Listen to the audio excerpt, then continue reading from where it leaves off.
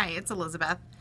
I'm still trying to make a video each day of my thoughts, even if it's not what I've been talking about in the previous videos. So today I was actually thinking about the difference between an intervention and an accommodation, because this is something that seems to come up a lot with my teacher aides, and I don't think I've ever explicitly said it like this, but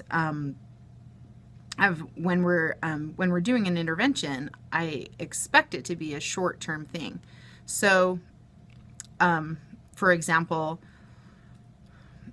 if I have a boy who's misbehaving on the way to the cafeteria or in the cafeteria, I might do a social story or have a checklist or something that we go over before we do that. We keep track, we say, how'd you do? And we find that after a week or two, the behavior has gone away because they really just needed to be retaught and trained. And so that would be an intervention. And so I came across some of these old checklists and social stories that we don't use anymore, and remember that, well, you know what, that's a good thing because that hasn't been a problem anymore. We don't have to keep doing something after it's been resolved. So that would be an intervention.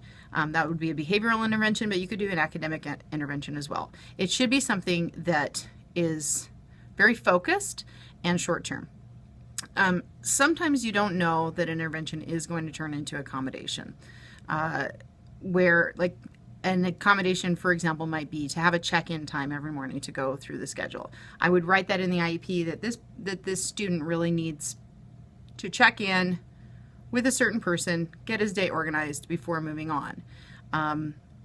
And that could be really an important accommodation, not just something that needs to happen for a short while and have the kid take over from there. It's very important that our accommodations are actually happening when we write them in. One thing that I've tried to express in the past is that just because we know somebody has autism, it doesn't mean that, okay, now we know, it doesn't mean that we can, fix it. It's like saying, oh, now we know you need glasses, but now that you can see with glasses, you don't need glasses anymore. So autism is something that is very behavior specific. It is the diagnosis is based on the behavior.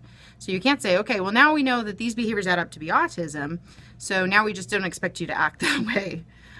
Or we expect to do a few things with you and that will fix you. No, they need these accommodations throughout their education and support sometimes throughout their life. So that's the difference to me that I think of between an intervention and an accommodation. Accommodations need to be happening. We're not going to take kids' glasses away because they can see with glasses. Interventions, or there's a specific problem, we've done some analysis to figure out what we want to do about it, and in fact a behavioral analysis might lead to some intervention and then some other long-term accommodation that we're not going to take away because we know it's working and it's supporting that student.